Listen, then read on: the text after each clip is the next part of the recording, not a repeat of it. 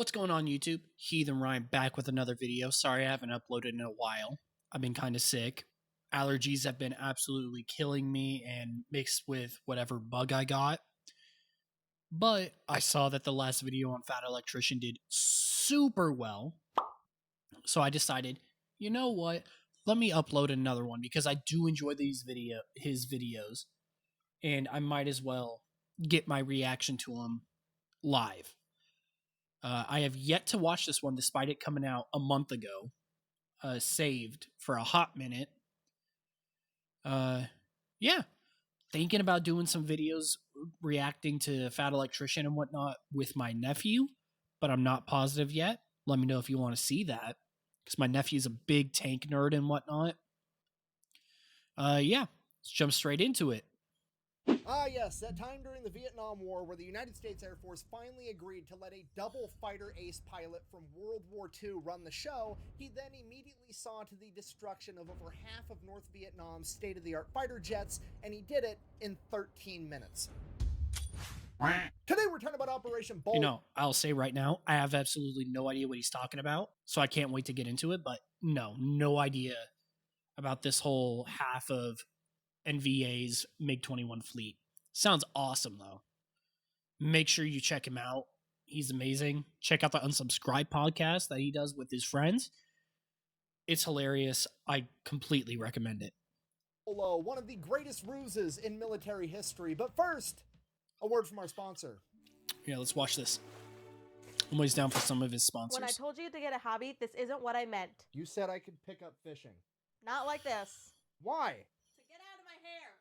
I don't know why she's mad. This is way better than real fishing. Fishing Clash lets you catch way more fish than you ever could in real life from locations I love him all and his across the wife's world from the comfort dynamic. of your own home. Not only that, the game's completely customizable, allowing you to unlock and upgrade all of your equipment and even building your own fishing village. They also have daily and weekly events allowing you to compete against other people. You can also join a clan and play with your friends. They also just partnered with Major League Fishing to sponsor the Angler of the Year Awards. So if you guys want to give it a try, there's a QR code right there, as well as a link and a gift code down below. When you use my gift code FATFISH, you're going to get $20 worth of free equipment. Weirdly and enough, I'm power-ups, almost as well never as a on my one-of-a-kind fucking phone. avatar. Now I'm going to get back to fishing.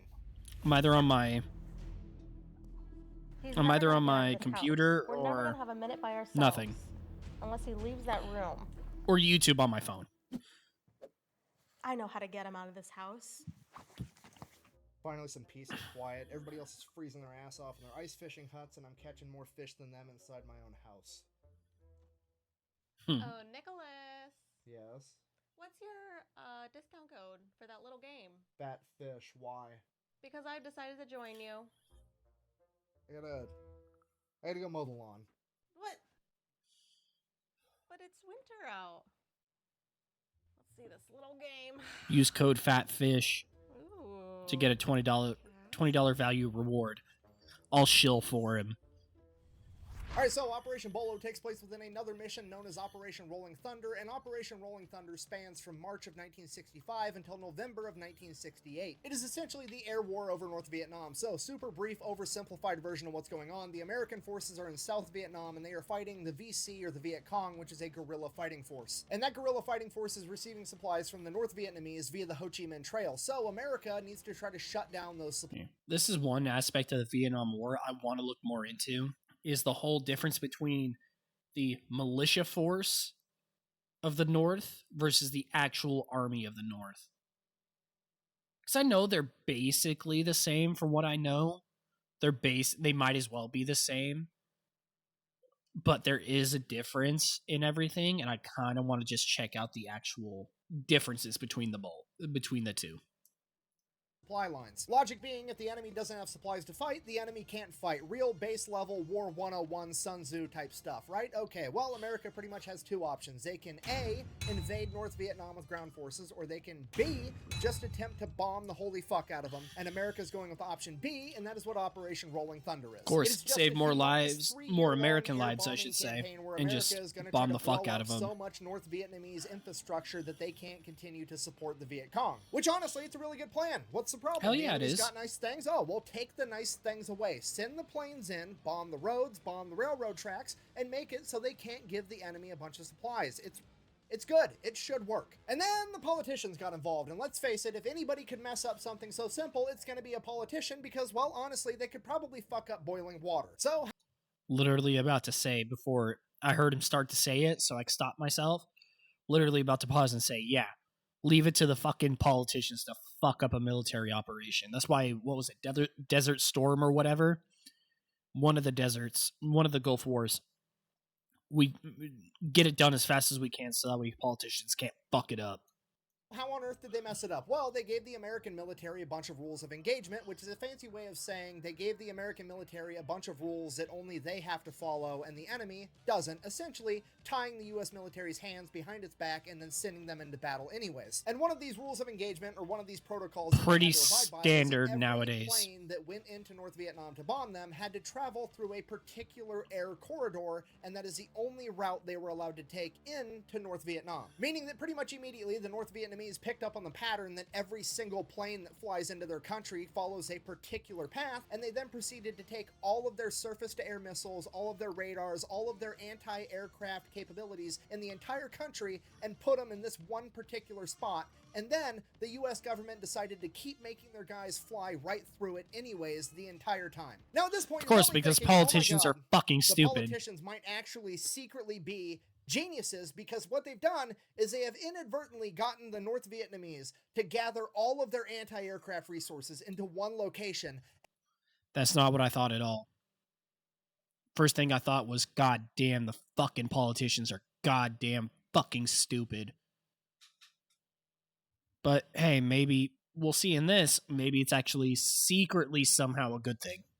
And now we can just bomb those, take them out, and they'll have nothing left, and it'll just be green light, go everywhere. So now the US military is like, yo, politicians, can I blow that shit up now because it's right there just waiting for me? To which the politicians are like, absolutely not. In fact, we're gonna make it a rule that you're not allowed to bomb or attack any anti-aircraft sites, any surface-to-air missile arrays, any anti-aircraft anything. You have to leave it completely unscathed. And our logic behind that is that at those sites, there could potentially be a Chinese or a Soviet advisor that's helping out the North Vietnamese, and if we hurt one of them, it would upset the Soviets or the Chinese, and then that would be bad diplomatically. Even though they're blatantly there to help run a proxy war against us, we're going to go ahead and care more about them than we are about our own pilots. So we're going to go ahead and just have you guys keep flying through that same air channel, through all the anti-aircraft everything, because fuck you. That's why.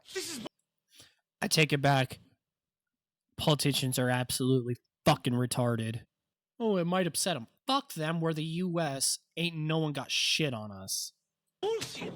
So that's exactly what happens. Every single time they fly a mission, every Air Force, Navy, and Marine Corps plane has to fly through the same air corridor through a gauntlet of anti-aircraft capability on their way to deliver their payload. And then if that wasn't bad enough, the North Vietnamese got their hands on somewhere between 12 and 16 MiG-21s. And if you don't know, at this point in time, the MiG-21 is the new cutting-edge Soviet fighter jet. It is incredible. Pause. 1 minute later. 21s. And if you don't know, at this point in time, the MiG-21 is the new cutting-edge Soviet fighter jet. It is incredibly fast, it has a very high flight ceiling, and it is very, very nimble. And you... Yeah, but from what I know, I think, to be fair, I only really know of it from, I'll say, War Thunder, from the amount of time I've sunk into it in the videos I've watched. MiG-21 actually wasn't super, super great compared to US fighters and whatnot. The 21 was actually kind of a letdown and a failure from what I know. Maybe I'm wrong, but still. Using these MiG-21s, they very quickly develop a strategy that amounts to basically guerrilla warfare in the sky, utilizing a hit-and-run tactic. So their strategy is that they are going to go specifically after the F-105 Thunder Chief, aka the Thud. It is the #1 plane that America... God, what a fucking name, the Thud. I love that. That's such an American fucking name. Oh, what's this plane called? The Thud. I love it. After the F-105 Thunder Chief, aka the Thud. It is the #1 plane that America is using in Operation Rolling Thunder in all of their bombing runs, and when it is weighed down with a bunch of bombs, it is basically a sitting duck for a MiG-21. So what ends up happening is every time a bunch of thuds get sent out on a bombing run, they have to fly through that corridor of anti-aircraft capabilities, and the arrays and everything else tells the enemy that it's a bunch of F-105s going on a bombing run, so they scramble the MiG-21s, they go up there, they intercept these F-105s, at which point, one of two things can happen. The F-105s can continue on their bombing Hold on. I may not be thinking of MiG-21. I may be thinking of a different MiG. run and most likely get shot down by the Just to let y'all MiG-21s, know. Or they can drop their payload just over the jungle randomly in the middle of nowhere, not on target, and then make an escape and live. And bear in mind, the North Vietnamese only have a couple of these fighter jets, and they're fighting a war of attrition against a much larger industrial force like America, so they are more than happy to send a plane up there, burn a little bit of fuel, get the Americans to drop tens or hundreds or millions of dollars worth of bombs on the middle of nothing, waste all their money, waste all their time, and then take their planes and land. They don't need to go out there and waste all their missiles and risk their planes. They're Did we just not send, like, support aircraft with them? I mean, judging from the story, we must not have, but... Oh, I didn't mean to skip forward. just going to get the Americans to waste all of their bombs on nothing. And I know what you're thinking. That seems like a pretty easy problem. What if we just bombed the MiGs while they were on the ground? Or what if we bombed the airfields that they were coming from? That way they couldn't even take off. Well, luckily we have politicians to step in and tell us once again, you're not allowed to bomb those either because there could potentially be an advisor from China or the USSR Oh, there. go So fuck yourself, leave those alone, too. politicians. You're only Y'all allowed fucking to take suck. out enemy planes when they're in the air. To which the US military is like, okay, I guess we'll do literally the only thing we can do. We'll just send up our fighter jet, the F-4 Phantom II, and try to go toe-to-toe with the MiGs. Okay, so Okay. the stage is set. We have one of Okay, so this must be the answer to my question. the sexiest airplanes of all time, the American F-4 Phantom II. The F4 Phantom is like top 5 planes. I think number 1 is the F-18, because I just have I love the F-18. Goes like F-18, A-10, C-130, AC-130, not C-130, AC-130, and then the F-2. Like, I fucking love them. And then probably the top 5 is F-18, like 1 to 5 is F-18, A-10, AC-130, F-4, and then the F-22. And then if you want to go lower, F-16, then F-35. Like, I love the F-18, but F-4 is in my top. I fucking love it. Oh, fuck. And then the F-14 is somewhere in there, too. Going toe-to-toe with the Soviet MiG-21. Okay, here's what I need you to understand about this matchup. This is pretty much the golden era of military planes, okay? In my opinion. It's right before stealth technology came out and planes started to get a little bit slower because they could be sneaky now. No, planes built during this period were just straight up, let's be fast as fuck and carry a ton of firepower. It's the hot rod era of military planes. And both of these planes pretty were built on much. that doctrine. The F-4 What is it? The F-104 something or another? F-104 Star or something? Flew so fast it shot itself down with its own cannon. the hot rod era of military planes. And both of these planes are built on that doctrine. The F-4 Phantom tops out at like 1,400 miles an hour. The MiG-21 tops out at like 1,300 miles an hour. The F-4 Phantom is like twice the size of the MiG-21. It's got a way bigger fuel tank. It's got way more range. It can carry a lot more payload. The MiG-21, on the other hand, it's a lot smaller, it's a lot lighter, it's nimbler, but it doesn't have as much range. So the MiG-21 in an up-close dogfight is probably going to be better with its gun, whereas the F-4 Phantom, not really intended for up-close dogfighting, it doesn't even have a gun. Because it has a more advanced radar and missiles, it can take the... I mean, the first versions of it didn't. The later versions did have a built-in gun, but even then, a lot of the time they just strap gun pods to the fucking wings. enemy out from 29 miles away. It doesn't even need to see the enemy to shoot him out of the sky, so why on earth would it need a gun? Okay, the F-4 Phantom's... Well, true, but at the same time, you also couldn't identify friend from foe. So you had to pretty much be like, yeah, no, I know we don't have friendlies in this area. I'm the first wave of this day or whatever. Is to haul ass, shoot half-court shots, and have a dope-ass paint job the entire time it does it. So, just so we're on the same page, Soviet MiG-21, American F-4 very much peers to one another. They are both capable of taking the other out. They both pose a huge threat to one another. However, theoretically speaking, the MiG-21 should have an advantage in an up-close dogfight due to its maneuverability and its gun, whereas the F-4 has the advantage because it can just shoot down the MiG-21 before it even gets close enough for a dogfight to occur. So, again, MiG-21, theoretically, better up close. F-4, better far away. So that's it. That's a Usually how it goes with fucking US shit. At least up until recently, it's always we'll shoot you before you can fucking before you see us on radar or see us visually. You won't see us when you fucking die. You won't have a fucking clue that we were there. the solution, right? The F4 Phantoms are going to go up. They're going to shoot the MiGs down from like 20 miles away before the MiGs even know they're there, and that's going to be the end of it. Ta-da! Luckily for the North Vietnamese, the American politicians step in yet again with another exciting rule of engagement. Guess what? You're not allowed to shoot at enemy aircrafts until you have visual confirmation that it is an enemy aircraft. Translation, the American F-4 pilots literally are not allowed to start fighting the MiG-21s until the MiG-21s have the advantage. Why? Just why? That makes me irrationally fucking angry on a war that was fought. Let's see, what is this? Let's go 64. 2024. That's 60 years ago.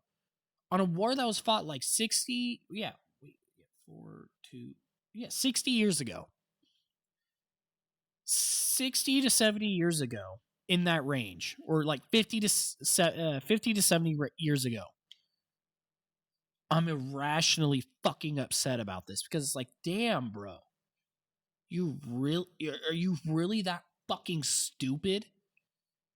Which is absolutely insane. Fuck politicians. Like literally the equivalent of walking up to an infantryman and being like, hey, here's a sniper rifle. Also, you're not allowed to shoot people with it. You're only allowed to use the bayonet. And there's no bayonet because we didn't design it with a bayonet lug because it's only designed to shoot people from really far away. Get bent. And just in case that wasn't bad enough, what makes this even worse is the fact that most of the F4 pilots are only trained on the American. Even worse is the fact that most of the F4 pilots are only trained on the American F4, which wasn't really designed for up-close dogfighting with a gun because it doesn't have a gun. So most of them don't really know how to conduct an up-close dogfight because they've never been trained to do it, because that's not what their plane is supposed to fucking do. So there's really no good answer, and this goes on for a little while where basically the F-105s go up, the MiG-21s go up, intercept, the F-105s are then forced to drop all their bombs in the middle of nowhere and take off just so they can survive. The MiG-21s then go and land, and that just repeats itself ad nauseum. But then in September,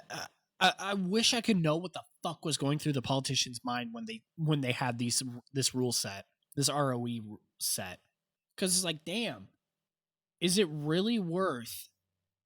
Oh, we might piss off the Chinese or the Russians. So fucking what? It's so much money and men that we're wasting because of these rules. I mean, admittedly, during this time, we didn't know as much as we did, but still. For fuck's sake, get your shit together. Fuck Washington. September of 1966, something happened that would change everything because the 8th Fighter Wing out of Udong Thai Royal Air Force Base would get a new commander, and that commander was none other than the legendary fighter pilot, Colonel Robin Olds. And I mean, you can know nothing about this guy, and you already know he's the main character. I mean, look at the lip sweater on this man. It's the most magnificent taco flosser I've ever seen in my entire life. I have never heard the term taco flosser. It's kind of gross, kind of cool. All I gotta say is that's an amazing fucking mustache. He looks magnificent. And fuck yeah. Okay, let me break this down for you. Anytime you've ever seen a movie with the cool bad boy character that doesn't follow the rules, it's also a fighter pilot, it's based off of this guy, whether you know it or not. Okay, I want you to understand the gravity of the situation here. This man's mother passed away when he was 4 years old, and he was raised by a single father that was also a full-time Army pilot and a World War I veteran. This guy was essentially bred to be a fighter pilot. He went to West Point where he became an All-American football player at 6'2", 250 pounds. He then went on to become a fighter pilot in World War II. Now, if you shoot down 5 or more enemy planes, you become an ace pilot. It's kind of a really big deal. And Robin Olds was a double ace in World War II. This man literally 10 if you can't do math. In the most extreme air-to-air combat the world has ever seen, and he's about to become a triple ace in Vietnam. And at the age of This motherfucker shot down 30 fucking aircraft in Vietnam. Well, question. Maybe he explains this, but does that include World War II? So double ace 20 and then he shot down an additional 10, or did he shoot down just 30 in and of itself in Vietnam? 44, nonetheless. How's the old saying, become a triple ace in Vietnam? And at the age of 44, nonetheless, how's the old saying go, beware of an old man in a young man's game? Yeah, this is the main character for sure. And like most great main characters, Robin Olds has a lot of very high... I love it how a lot of quote-unquote main characters, American. You know, this main character, American. This main character, American. In his U.S. sinks Iran's Navy video, oh, the Iranian wanted to be the main character, but he was only baloney miss number 2. You'll never be the main character against America. Ranking people that don't really like him that much, mostly because he's not afraid to ruffle a couple of feathers to get his point across, and most recently, the argument that he's been having with the establishment is the fact that the F-4 Phantom, the main fighter jet for the United States military, should probably have a gun on it. He also has an issue with how these new pilots are being trained because they're not really being trained how to actually dogfight, they're just being trained how to haul ass, intercept a plane, and shoot a missile at it, as opposed to actually getting into a close quarters fight. And the chain of command is basically telling Robin Olds, like, hey, look, you're old, they don't do it like that anymore. You were fighting in World War II in P-51 Mustangs and P-38 Lightnings. This is not what's going on anymore. These kids are flying F-4 Phantoms that can fly at 1,400 miles an hour and shoot missiles and take out targets from 30 miles away. Yeah, but you dumbasses won't fucking let us. How the fuck can you say that when it's, oh, you can shoot it from 30 miles away or whatever? Yeah, but you fuckers won't let us do that. You have to make us get within gun range when we don't have a fucking gun. We don't need to teach them up-close dogfighting anymore because they're never actually going to use it because the technology eliminates the need for that. But you know what technology doesn't fix? Politicians being fucking stupid. So now everybody has to fight like it's World War II in a dogfight because they're not allowed to use the technology the way they're supposed to because politicians that don't understand what they're talking about get to make up all the rules. So now they're sending Robin Olds to go take over what I the said. 8th Fighter Wing. He shows up and immediately earns everybody's respect. Keyword, earns it. Doesn't just get it given to him. And the way that he earns... Yeah, no. There's a difference between being a commander or officer, because it's like, yeah, no, we have to give you respect, versus we give you our respect because you have earned it.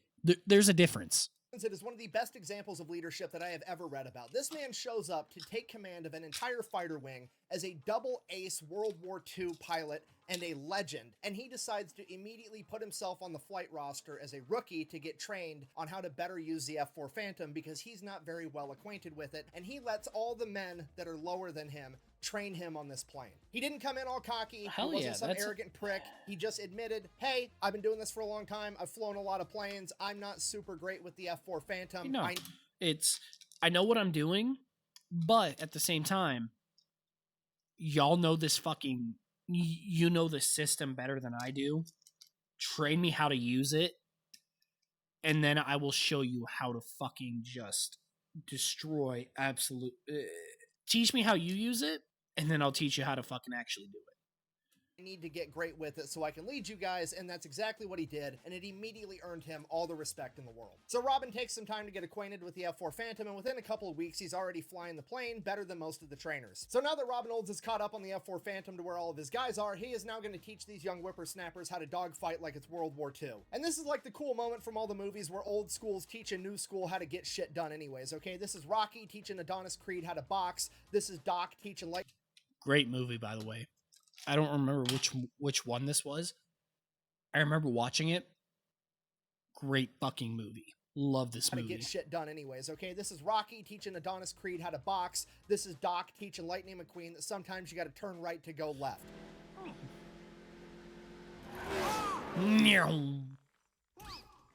And while all of this is happening, Robin Olds, in another great display of leadership, realizes that there's not enough of him to go around, and he needs backup. He needs another badass World War II era pilot to come over and help him. Oh, who's he get? Who's he get? So Olds calls in a couple of favors, gets one of his longtime friends transferred over to the 8th Fighter Wing to help him run the show, and that friend is none other than the legendary pilot, Daniel Chappie James Jr., aka the Black Eagle. Okay, in the late 1930s, early 1940s, this man was a civilian pilot at the Tuskegee Institute that was contracted by the US so government he to got a train fucking US Tuskegee pilots how to airman fly. Okay, if you're not to picking bring up what I'm putting brought down, in. I'm trying to tell you, this is the man that trained the famous Tuskegee Airmen from World War So II. he before got a eventually fucking enlisting and badass becoming one among himself in badasses 1943. brought After in. enlisting, he became an officer, at which point he was deemed too valuable as a trainer, so that's what he did for the duration of World War II, continued to train an entire generation of fighter pilots, and never actually saw combat himself. Then, in Korea, He may not have seen combat himself, but he knew what the fuck he was doing.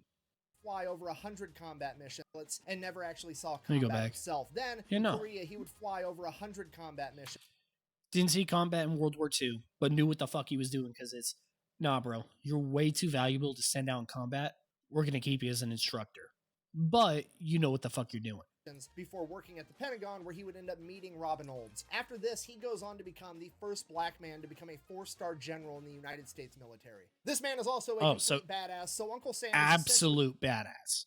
Absolute badass for the time. playing Operation Bolo on co-op mode with 2 main characters on the field. So Chappie shows up to the 8th Fighter Wing, is reunited with his old friend Robin Olds. They become this extremely effective chain of command, and they are absolutely loved by all of their subordinates. Because of that, this leadership duo is given a nickname that is originally intended as a term of endearment, although by today's standards is probably not very politically correct, and that nickname was Black Man and Robin. Now, all this happens in like the span of 3 months, so December...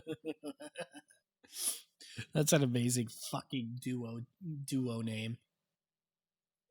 Fuck Batman and Robin. We got Black Man and Robin. That's unironically an amazing fucking name.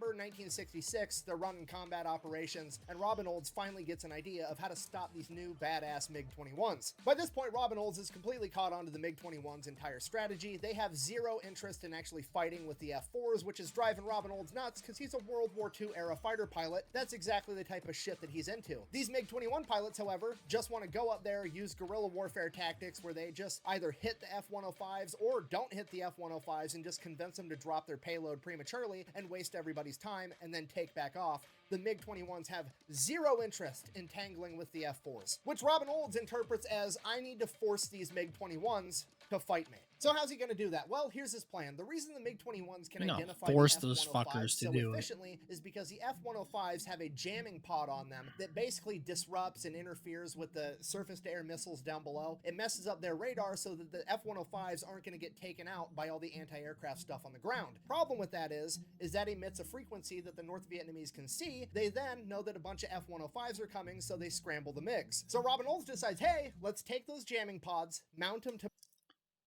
If the NVA know, I'm going to use it as fucking bait to bring those fuckers in the sky where I can then take them out. Coming, so they scramble the MiGs. So Robin Olds Or I'll decides, put them on my let's take F4s. those jamming pods, mount them to mine and all the guys' F4s, and then we'll fly there like we're there it is. F-105s. There it is. I'll take them, mount them to my plane, the F4s, so it thinks that we're at F-104s or whatever he said. I'm going to take it, mount it to that, so they think I'm them, and then blow them out of the fucking sky, because guess what, bitch? You're not fighting defenseless fucking people, you got us. Mount them to mine and all the guys' F4s, and then we'll fly there like we're F-105s in a bombing formation. F-105's not MiGs force. will come attack us, and by the time they get close enough to realize that we're not F-105s, ideally, it's going to be too late. Yeah, the legendary World War II double fighter aces just went to the chain of command and requested permission to execute the old Wile E. Coyote in a sheep costume to catch the Roadrunner strategy. Now, probably going to work, but there are a bunch of problems with this idea. Biggest problem right out of the gate is this doesn't solve the issue with rules of engagement, because remember, you're not allowed to fire on the enemy until you have visual confirmation that it is your enemy, and by then, the MiG-21s have an edge in air-to-air combat. Okay, not a big deal though, because Robin has a 2-step plan for that as well. Okay, step number 1, he knows that they only have 12 to 16 MiG-21s, so he's just gonna roll in with 28 F-4s, okay? Just completely overwhelm them, even if they do have an edge in air-to-air combat. Okay, step number 2, which is quite frankly the big ask, he wants the entire US military to shut down all air operations over Southeast Asia while he conducts this operation. He wants the Army, the Air Force, the Navy, the Marine Corps, none of them to have That's any a birds big in the fucking sky ask. whatsoever. And his reason for that is so that he can bypass the rules of engagement. You see, the only reason the politicians are enforcing that rule of engagement where you have to have visual confirmation before you fire on an enemy plane is because there's a ton of planes in the air over Southeast Asia at all times, and Vietnam is already super controversial over in America, and the last thing the politicians want to have to deal with is headlines that an American plane shot down another American plane. So they just made the rule you're not allowed to shoot at anything unless you can visually see 100% for certain that it is in fact an enemy. So if Robin can make sure that the only planes in the sky are his guys and the enemy, he should be able to go bombs away the entire time and not have to worry about it. So obviously this is a massive request, and the chain of command says yes. Damn right they do. Bitch. Okay, so now the last They thing we gotta fucking- figure or out, how do we they make better. sure that these MiG-21s don't slip away, because they're so nimble and they're so fast, they could pull a tight maneuver and be back at base before we're going to be able to catch them. So how are we going to prevent that? As soon as the MiG-21s take off and get in the air, they're going to send half of the F-4s to haul ass past the entire future battlefield, and they're just going to do hot laps around the enemy airfield, making it so the enemy can't go to land without fighting through those F-4s first, which effectively is going to give the pilots of the MiG-21s two options. They can stand and fight the F-4s, retreat, and fight the other F-4s, or they can retreat, have nowhere to land, and eventually run out of gas. And remember, the F-4s have a much larger gas tank, so they are definitely going to run out of gas first. US planes So it's ahead. and there's just one small problem left. How are we going to know when the MiG-21s take off and leave the airfield? Because if we send the F-4s out too soon, then the MiG-21s won't take off at all, and then we can't bomb them on the ground, and it defeats the entire purpose of the mission. Easy problem to solve. We're going to get two spy planes, the C-130B2, aka the Silver Dawn. At this point in time, it is a state-of-the-art electronic warfare What a spy plane, fucking and it's gonna be name, able the to receive Silver all Dawn. the enemy radio transmissions, so they're going to be able to tell as soon as the enemy MiG-21s take off. And obviously, given the fact that that was such an easy problem to solve, bureaucracy is obviously going to step in and make it extremely difficult, because the US military only has like 20 of these Silver Dawn spy planes, and while they are technically the property of the United States Air Force, they are directly under the command of the NSA, the National Security Agency, and they are super duper stingy about whoever gets to use these planes. Basically, the NSA gets Fuck final the say as to NSA. whether or not this plane gets to participate in this mission, and that means that they're going to have to go through some stupid bureaucratic process where they ask for permission, it gets run up the chain of command like 30 people deep, and then finally some bureaucrat has to take responsibility. They're not going to do that because they don't want to put their ass on the line, so it's probably just going to be a big fat no, you can't use this plane, even though it's probably going to make the whole mission work. Now, this is normally the part of the story where the hero Politicians in a strategically nutshell. transfers a piece of equipment to an alternate location so that he can get the job done. However, he doesn't have to do that, because what they do instead is decide to not tell the NSA anything. But what Mama don't know won't hurt her. And when I say they're not going to tell the NSA anything, I mean they are somehow going to keep it a secret from the NSA, the whole part of the story where the Navy, the Marine Corps, the Air Force, and the Army ground every single bird that's not on this mission. They're going to somehow keep that a secret from the fucking spy agency so that they go ahead and send up their two Silver Dawns doing hot laps around the Gulf of Tonkin that they have going around every single day, so that those two planes are in the air participating on this mission, whether the NSA knows it or not. And then as soon as the mission kicks off, they're going to radio over to them and just have them tell them whether or not the MiG-21s took off. It's both genius and hilarious, because now, even if the NSA does find out after How the fact fuck and do you all get pissed off, you can all the only Air get away Force with chain of that command has to do is be like, th- oh, in this you guys time. didn't get that memo? We sent it. At which point they're basically going to be forced to just drop the issue, because none of them are going to want to take responsibility for not passing along the memo that never actually got sent. So that's it. This mission gets approved. You know, Operation Bolo. only is gonna way this happen. works So they is hurry up, they get because the the only jamming reason pod why on this the works is F-5s, because they it's mount 'em on Vietnam the era. F-4s. And while that's going on, they schedule Era. the entire U.S. military, all four branches, that nobody is to have planes in the air on January 2nd, 1967, except for the NSA, of course. Somebody forgot to tell them. So January 2nd rolls around. The What are you talking about? We definitely told them. You guys just didn't get the memo. Silver Dawn spy planes are already in the air. The F-4s are on the airstrip with the jamming pods mounted and they're ready to go. And it's fucking cloudy and overcast out, which is not good for this entire mission. But also, fuck it. There's nothing they can do. They have to run this mission right now. They shut down the skies Yeah, we over gotta do all it of now. Southeast Asia to get this shit done. It has to happen right now or it's never gonna happen. But I mean, hey, it should all work out. I mean, even inside of the art of war, Sun Tzu once said, and I quote, "You can plan a pretty picnic, but you can't predict the weather." Wait a minute. How did the lyrics to Miss Jackson get inside of my Sun Tzu book? I guess that was Andre 3000. I apologize.